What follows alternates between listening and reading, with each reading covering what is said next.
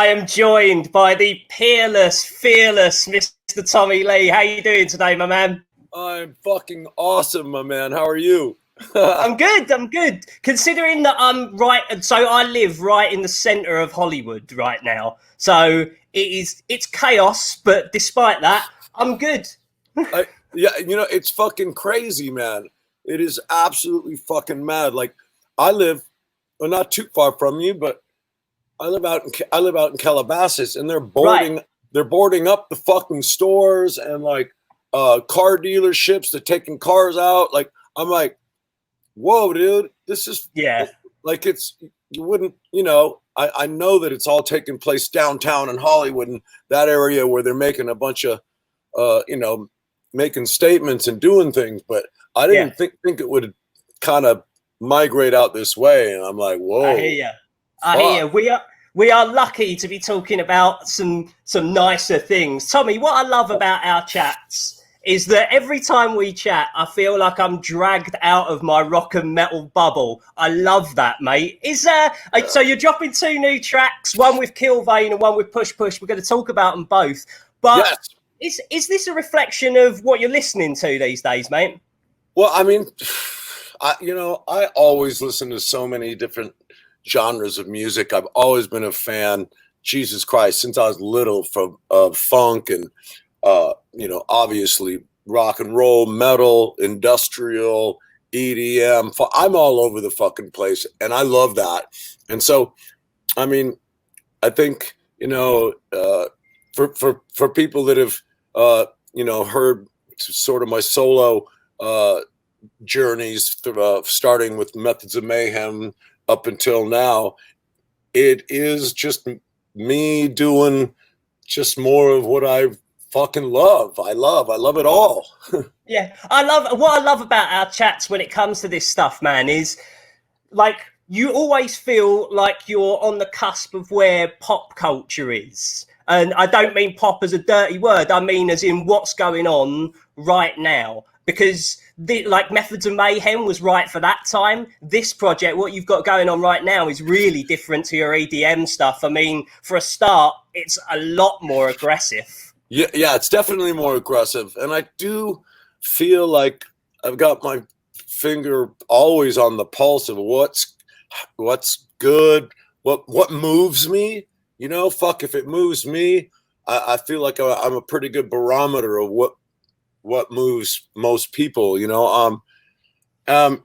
I'm trying again. I always try to bring something new to the fucking party. Also, like with this new record with Andro, and I don't think it's been done before. I've tried to. How do I make? I've in this body of work, I ended up with like all this female energy and a bunch of male energy, and I was trying to make them work like as a whole record, because that's just organically how it happened. And so I started listening to it, and the more and more I listened to it, and I'm trying to sequence the record, like what song sounds dope out of this one, what's cool here, does that key work with this coming out of this song?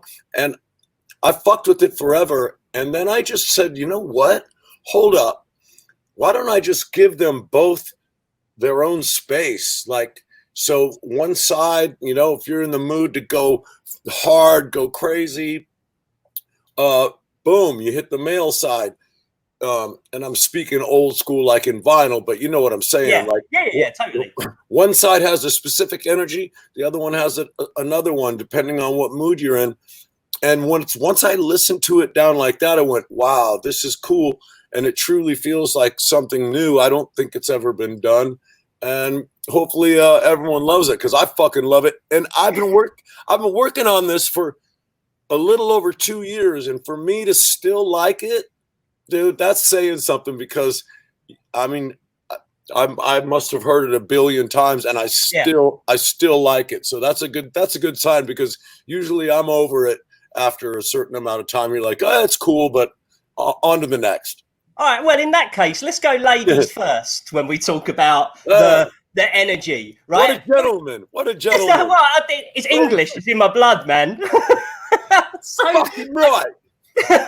so I guess I wanted to talk because this is a truly global thing. Because Push Push is from South Africa, has got a very forward South African accent. Like obviously the Antwoord comes to mind because of the phonetics of her voice. But when you say the male side is like go crazy and aggressive, like Push Push ain't holding back on tops at all. Yeah, no, the female side has mad energy. I mean, Push Push's track, man, I love her South African fire. Like that girl spits so hard. And there's there's a few on the girl side, dude, that are bangers. There's another track called Demon Bitches that Brooke Candy murders also. I mean, and there's some beautiful stuff as well. But there's no shortage of that fiery female energy either. What made you go with tops first as the representation from that side? That's a good question. I've been following her for years, bro, and she's really done a lot of great stuff, and she's on my list. I got like a collaboration list of people that I would love to work with, and she's been on it for a while. And when I wrote Tops, she was the first that came to mind. I said, "Oh my God, she will fucking murder this track." And I reached out to her, and boom, within a couple of days, she was over here, and we were doing vocals. It's crazy. And so, who else is on the female side? You mentioned Brooke Candy. Are there any other names you can tell us, like people who really stand out from your kind of almost executive producer chair on this one? Well, you've got Brooke Candy. There's a girl. Her name is Julia, but she's in a group called Playa. Whoa, what a beautiful voice! And there's two tracks by she goes by King Eleanor. Ellie.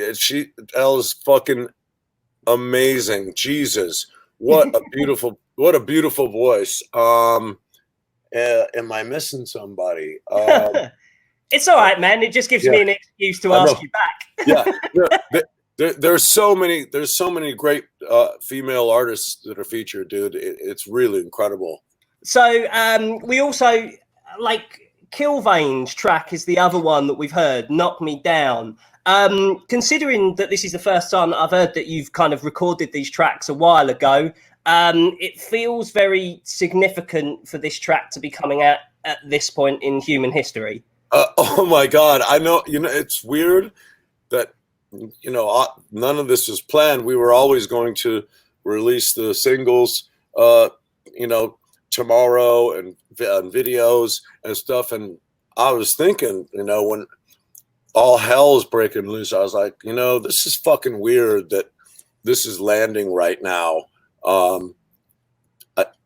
It's pretty weird when you think about it. Not planned, I don't know, but it's fucking awesome. Yeah. I think it's bold of you, Tommy, to go, because like the thing is, I can imagine, like with the names that you've worked with over the years, the names who are possible, I'm really impressed by the fact that you went with two more unknown names for dropping these two songs. Yeah, I'm such a fan of the underdog, I guess you could call it. Like, because there's so much fucking talent out there that either will never see the light of day or is struggling to break through, this insane madness now with the internet and so much music available. Man, if you're new and you're trying to do something, it is almost impossible to cut through. And if I can have some sort of, if I can give somebody a fucking boost, then fucking awesome. I'm hoping to turn some people on also to somebody they may never hear.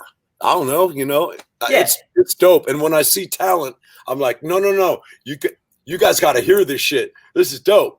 It reminds me of times where my partner, me and Nikki Sixx, were sitting in the fucking Roxy watching Guns N' Roses, who were unsigned at the time. And we're sitting with Tom Zutaut from Elektra Records. We're already signed, and we're taking him. We're like, dude, you got to sign these guys. I'm telling you, they're going to fucking blow up. And he passed. Oh, man. And to this day, he's fucking, I bet. wanting to fucking kill himself. And, and Geffen went on to sign them. But so in I guess in a few ways, I'm also kind of, A&Ring like some new talent that I think is fucking hot as fuck. Do you still look to the world of rock music for that kind of thing? Like, do you still keep your ear to the ground on what's going on in the worlds of rock and metal? Absolutely, man. All the time. Can I suggest an album to you? Yes, right? Please. We're friendly. I know the kind of thing you're into. The Code Orange record, Tommy, will take your head off. Code Orange. Code Orange is the name. Like, I can see you've got a good pair of headphones. Like, all of the glitches and the programs. Chris Verena worked on it with them. Oh, well, then it's gonna be fucking great. Yeah, man, it's well worth your time. I'm writing this shit down. Code Orange. Top man. Right. I guess people are going to lynch me if I don't at least ask. Top man. Love it. I'll crank the fuck out of it, I'm sure. Absolutely. Let me know what you think. I will. So people will lynch me if I don't at least talk a little bit of Motley Crue with you.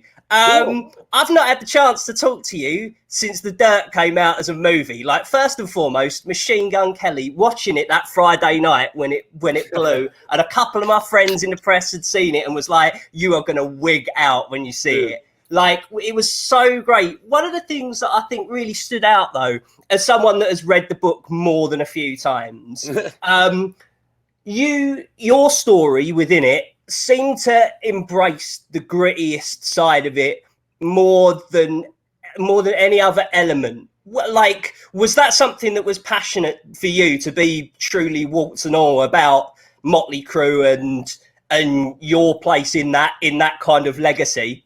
Well, I think, all of us were incredibly, grateful and lucky to have had Jeff Tremaine, direct a movie about such a vast. My God, it's like the band has had more fucking drama than fucking. Just, it's been a roller coaster ride of fucking insanity. And for him to capture that and somehow, I don't even know how the fuck he did it, but put it into, an hour and 40 minutes or whatever the running time is, to put all that into that. I have no idea how he pulled that off. And he did it extremely well. And we're all pumped. And for me personally, Machine Gun Kelly, we've been friends for a long time. And when he called me, he's like, yo, Tommy, what's up? I'm like, not much, dude. He goes, you're not going to fucking believe this. I was like, well, I'll pretty much believe anything. He goes, dude, I'm fucking playing you in the movie. I was like, what? and right away I just went, this is fucking, he's perfect, because we are so much alike in so many ways, from our fucking, the frame of our body, our hyperness, our attitude, everything. So I was fucking ecstatic when he said he was chosen to play the role, and that dude's dedication, dude, was fucking unbelievable. He's like, dude, I got the script. I'm coming over. because I'm going to make you fucking proud. I'm going to fucking kill this part. And I want to go through this line by line with you. And you tell me, like, if that happened like that, or if it didn't happen like that and it happened like this, I want to know exactly what the fuck happened so that I can do this. And he came over here. We spent fucking days going through everything. And then the dude goes out and takes like 4 months of drum lessons to get down all my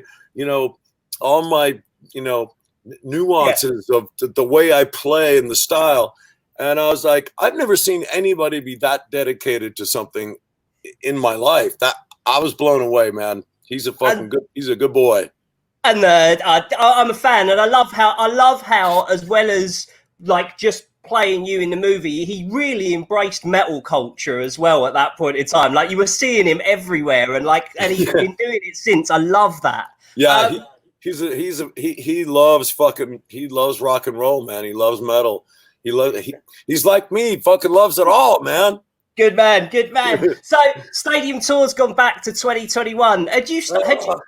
I know, man. Like, I think everyone's totally understanding of it. Like, life is weird as shit at the minute, let alone like a tour going back a year. But like, had you guys started rehearsals yet?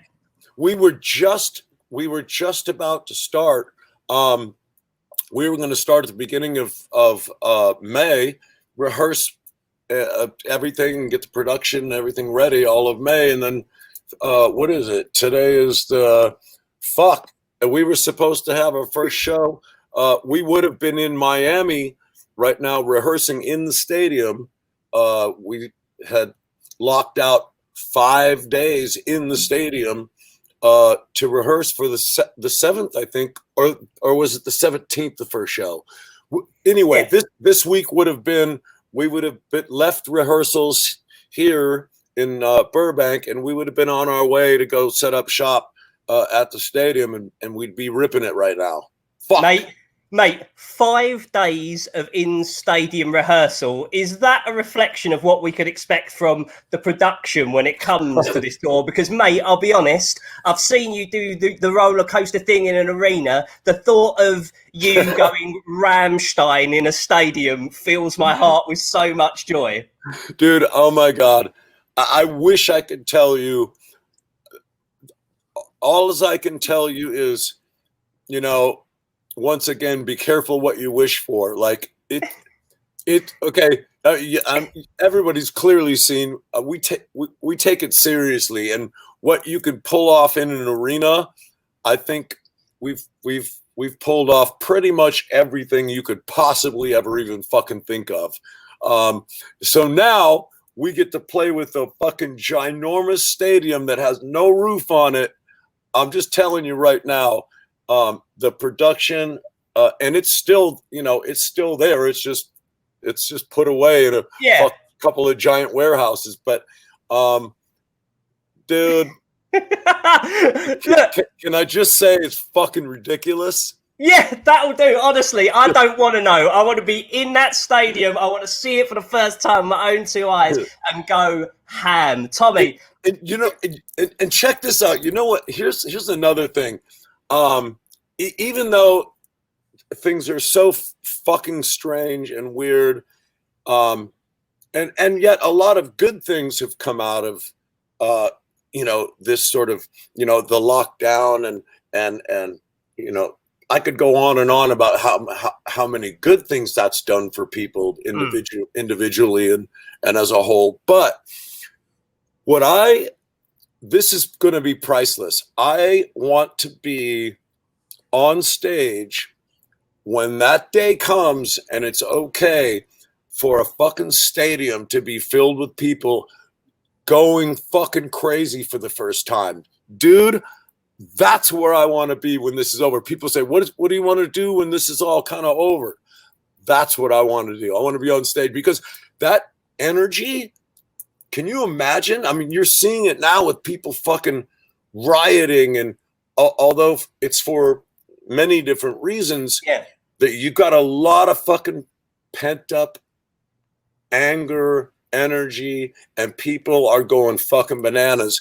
and I can't wait for it to go in that other direction of excitement in, oh my God, we're fucking going crazy and the music's loud as fuck and everything's cool. Mate, honestly, I cannot wait for that moment. I hope our paths cross before then, but if not, I will see you in a stadium in 2021, my friend. Yes. And good luck with all the solo stuff. So, Knock Me Down with Kilvane is out now. Tops with Push is out now. Go and check it out, everyone. Tommy, thanks so much for taking time out of your day, mate. It's always fucking great to see you, my man. You take care, okay? And you, man. See you soon, Tommy. Cheers, mate. Bye. See you, buddy. Yeah. Bye.